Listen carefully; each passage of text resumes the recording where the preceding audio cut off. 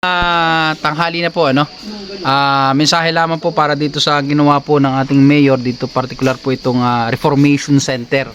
Ano po yung masasabi nyo?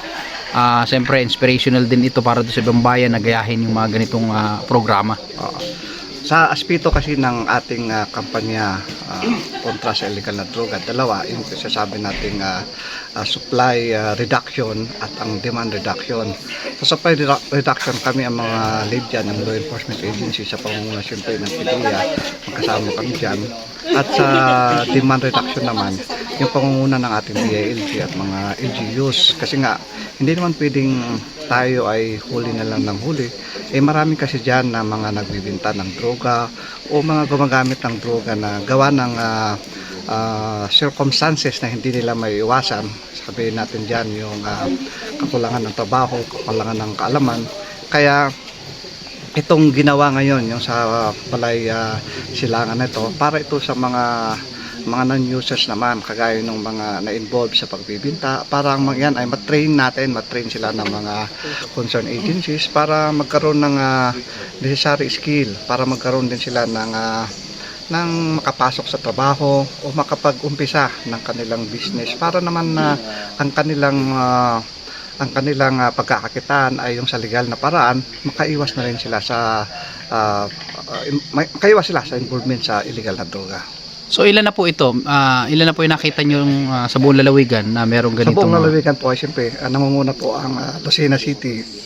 Pero sa labas ng Lucena City ay ito pa lang po yung kauna-unahan na masasabi natin na inaugurate natin at nakita naman yung mga pasilidad na tumutugma doon sa parameters na hinihingi ng mga concerned government agencies, DSWD, DILG. May mga kasunod pa, nag-umpisa dyan ang Tayabas, ang Panukulan, ang San Andres, alam ko rin, nag-uumpisa rin ang mga yan. At nakikita ko ay yan na yung mga kasunod ng mga ibang bayan na magpapasinaya na rin ng mga Balay Silangan.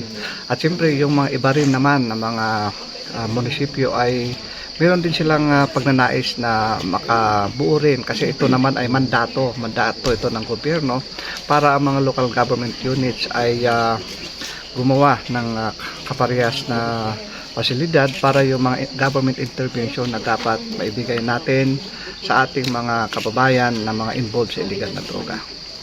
Pwede ito po ba yan?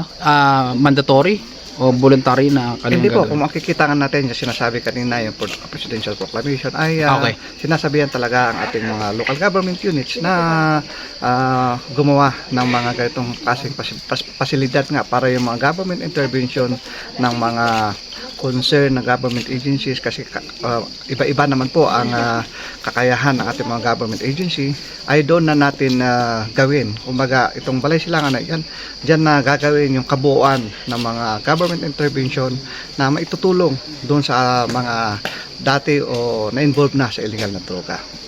Ano po yung specific counterpart nyo o yung inyong ambag doon sa programang ito?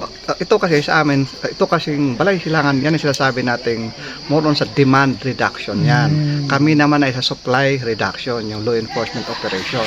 Pero sabi nga, tutulong din kami sa pang-inganyo.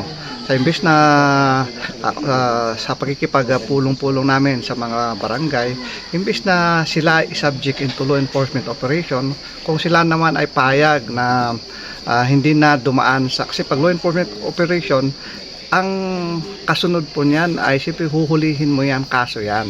Ito kasi ay dadalhin sila para maturuan ng mga necessary skill para magkaroon sila ng pakinabang na kaalaman para makakuha ng trabaho, makapasok sa mga, kahit sabihin natin either sa gobyerno man o sa private entities, para iwaksina nila, hindi nila titignan ng illegal na droga bilang pagkakakitaan ng hanap buhay.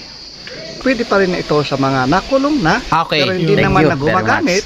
Hindi naman na gumagamit at kaysa naman siya ay bumalik. Yun, okay. Sa paggamit o pagbibenta ng droga, idalhin na lang natin dyan para siya ay para tuluyan ng iwaksi ang illegal na droga.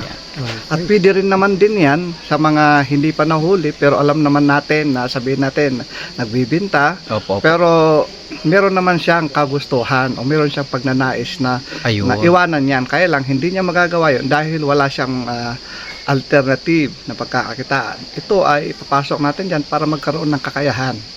Sabihin natin yung papasok dyan ang TESDA, papasok ang mga government agencies na magbibigay ng karampatang training. Ayun, mensahe na lang po may PD doon sa iba pang mga bayan-bayan para maingganyo sila magtayo din ng mga ganitong activity ano. Sa lahat po dito sa Quezon sa bumubuo ng sa ating lokal na gobyerno, sa probinsya man o sa munisipyo, pagtulungan po natin para para ang ating mga kababayan na sinasabi natin na Gumagamit o na-involve nagbebenta, sa illegal na na-involved, droga, sila naman ay ating hatakin, ilayo na sa impluensya o sa pagbibenta ng droga, ilayo na natin doon, turuan natin sila para naman magkaroon sila ng karapatang ng tamang kakayahan para magkaroon ng legal na trabaho o magkaroon ng legal na negosyo para tuluyan na nilang iwaksi ang illegal na droga at maging kapaki-pakinabang na mamamayan o Quezonian.